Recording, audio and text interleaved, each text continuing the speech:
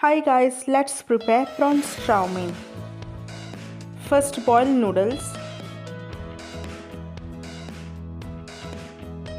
then add little oil in a pan.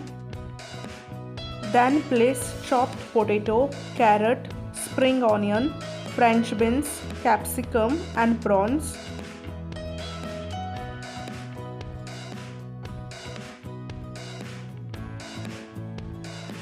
Fry it on a medium flame.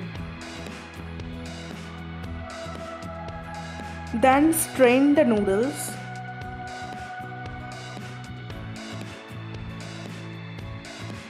Then mix the noodles in fried veggies. Then add taste maker and soya sauce. Mix it well. And enjoy this delicious prawns chow mein. If you like this recipe, then comment below, like, share and subscribe for more yummy recipes.